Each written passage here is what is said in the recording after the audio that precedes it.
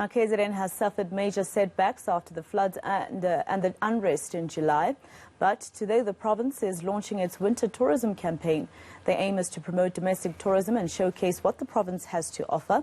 Let's go to eNCA's Lethiwe Mdluli, who's covering this story for us. Lethiwe, I wonder, two significant blows to the KZN tourism industry.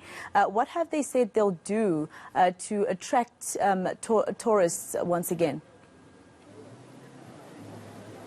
Well, Masako, it's actually three blows if you're looking at COVID-19, which started back in 2020, which really affected the tourism sector here in the province, not only in KZN, though, also in South Africa as a whole. And following that, we had the July unrest, and now, more recently, we've had the floods. And we've listened to many people here at the winter launch in the Drakensberg, where they were planning or releasing those plans, sharing those plans that they have for the winter season to attract those much needed tourists into the province. And one thing that the MEC has said is that the province is open for business, and they are hoping that the numbers for tourism or for tourists internationally and domestic will grow. But right now I'm actually joined by Megan from here in the Drakensberg. She represents some of the businesses in the area.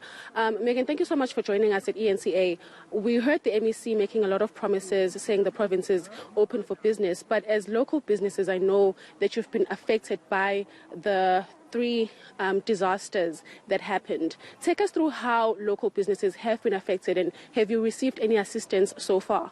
Yeah, it has been terribly difficult. I think, we had COVID, which really caused a whole shutdown for the whole industry, and then obviously followed last year by the rioting, which also made our province unstable and people not wanting to come and travel here, and then followed by the floods.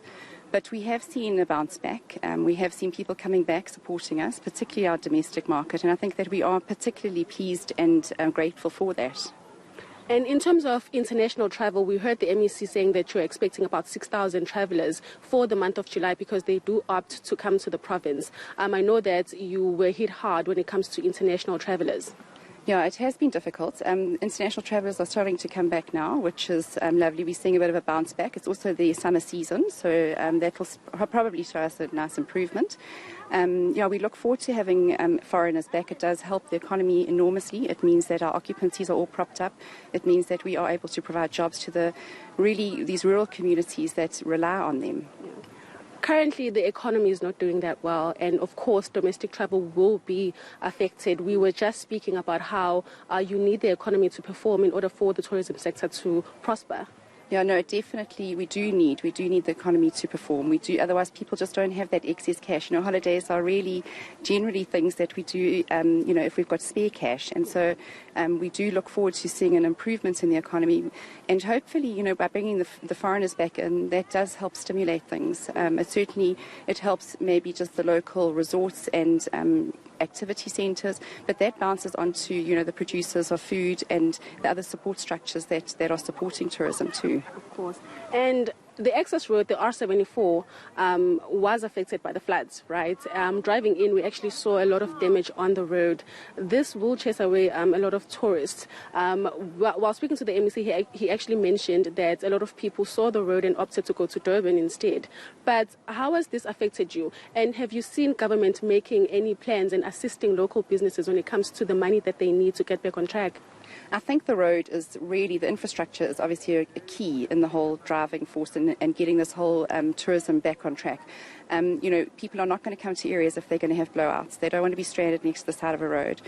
So that is imperative that we get that right. And we were very privileged to have the Parliamentary Transport Committee visiting us. They have made promises. They have assured us that the R74 is going to be rebuilt over the next 3 years. And we look forward to seeing that happen because that will certainly support, travel. And I think we will all see an improvement. We are 3.5 hours or maybe just a bit more than that from Gauteng, and we are 3 hours from Durban. So we have this wonderful middle space that people can gather and congregate and celebrate. And so the roads play an important role in that. And we just can't have people being stranded. I think that is what it comes down to. Yeah. Last question, Megan, regarding the money that government has been promising local businesses. Did they receive it?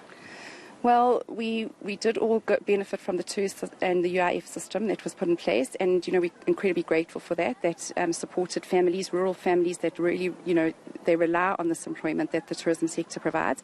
I'm not really aware of any other benefits that any of us have had. I mean, certainly in my own private capacity, we haven't. But I've heard today even that there are other revenues that will come in, and look, we just hope that will help to build the industry. I think it is a partnership between private and government, and that's how we will see improvements in this country, and that's how we will see growth, and that's really what we all want. Thank you so much. Thank you. So, Masego, that is Megan Bedingham, who is part of the local businesses here in the Drakensberg, just taking us through how they've been affected locally by the floods and also how they are planning to attract those much-needed tourists into this area. They are expecting about 6,000 tourists coming in July.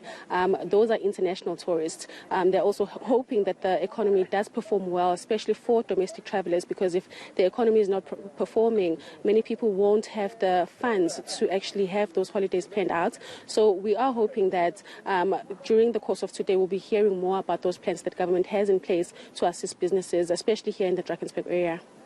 All right, Lethiwe Mdluli in Drakensberg. Let's leave it there for now.